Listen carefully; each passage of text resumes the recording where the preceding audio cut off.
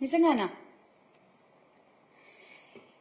ఏదేమైనా ఆ ఆసిఫియా అయితే ఈ లోకం నుంచి వెళ్ళిపోయింది. చాలా చాలా బాధాకరమైన విషయం ఇది. ఆ తల్లికి అమ్మ ఎస్ మేమందరం ఉన్నాం, మీరు అధైర్యపడద్దు.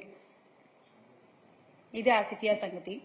ఇక తర్వాత పోలీస్ అధికారులు గురించి మనం మాట్లాడుకుంటున్నాం. పోలీసులు ఏం కేసులు నమోదు చేయట్లేదు, పోలీసులు తెలుగుదేశం పార్టీ నాయకుల్ని కాపాడడానికి ప్రయత్నం చేస్తున్నారు అని చెప్పి మాట్లాడుకుంటున్నాం. కానీ పాపం వాళ్ళు మాత్రం ఏం చేస్తారులేండి, వాళ్ళ కుటుంబాలకే రక్షణ లేదు. ఈ రోజున రాష్ట్రంలో సిఐ ధర్మవరంలో 1 టౌన్ సిఐ నాగేంద్ర ప్రసాద్ గారు వాళ్ళ అమ్మగారు 62 ఏళ్ల ఆవిడికి, స్వర్ణకుమారి గారు ఆవిడ పేరు, ఆవిడని కిడ్నాప్ చేశారు. 9 రోజులైనా సరే ఎటువంటి యాక్షన్ తీసుకోలేదు. 9 రోజులైనా వెతికే ప్రయత్నం చేయలేదు. కనీసం ఆవిడ ఎక్కడుంది మినిమం అయినా పట్టించుకోవాలి కదండి. అలా ఏమీ పట్టించుకోకుండా వదిలేశారు. ఏమైంది? చివరికి ఆమె హత్యకు గురైంది. పోలీసుల కుటుంబాలకే రక్షణ లేకపోతే ఇక మిగతా వాళ్ల పరిస్థితి ఏంటి? ఈ రాష్ట్రంలో ఏంటి మిగతా వాళ్ల పరిస్థితి? రాష్ట్ర ప్రభుత్వము పోలీస్ వ్యవస్థకు వారి అసమర్థతకు గుర్తుగా ఇంకొక సంఘటన కూడా మనం చెప్పుకోవాలి. ఇక్కడ నంద్యాల జిల్లా మచ్చుమర్రి ఉదంతం మీ అందరికీ బాగా తెలిసే ఉంటుంది. మచ్చుమర్రికి చెందిన వాసంతి అనే 5వ తరగతి విద్యార్థినిపై జూలై 7న కొందరు ఆ అమ్మాయిని అపహరించుకుపోయారు. ఆ తర్వాత ఆ అమ్మాయిని అత్యాచారం చేసి వాళ్ళ కుటుంబీకులు పోలీసుల్ని కాపాడమని అడిగితే, కంప్లైంట్ చేయమని అడిగితే, ఆ కంప్లైంట్ ఏదో తూతు మంత్రంగా అలా నోట్ చేసుకుని వాళ్ళకేదో కథ చెప్పారు. అత్యాచారం చేసి కృష్ణానదిలో పడేశారు అని చెప్పేసి చేతులు దులిపేసుకున్నారు. ఆ తర్వాత ఆ అక్యూజ్డ్ సంబంధించిన కుటుంబానికి సంబంధించిన ఎవరో ఒకరిని లాకప్ డెత్ చేసి కేసుని డైవర్ట్ చేసే ప్రయత్నం చేశారు తప్ప ఈ రోజుకి కూడా ఆ బాడీ ఏమైంది ఎవరికి తెలియదు. ఆ కుటుంబానికి ఆ అమ్మాయి బాడీ అందలేదు. ప్రభుత్వం నుంచి ఆ కుటుంబానికి ఎటువంటి న్యాయమూ జరగలేదు. ఏంటండి మహిళలకు మీరు ఇచ్చే గౌరవం? ఏంటండి చిన్నపిల్లల్ని మీరు కాపాడేటువంటి విధానం? ఇదా? మళ్ళీ గౌరవనీయులైన హోమ్ మినిస్టర్ గారు వంగలపూడి అనిత గారు ఒక మహిళ.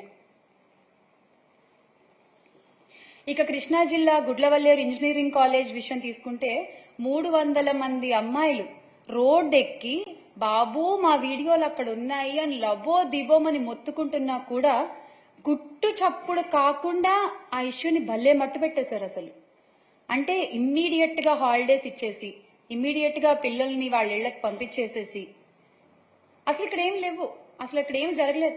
అరే కళ్ళ ముందు చెప్తున్నారు కదా ఆడపిల్లలందరూ వచ్చి, అది మీకు కనిపించట్లేదా?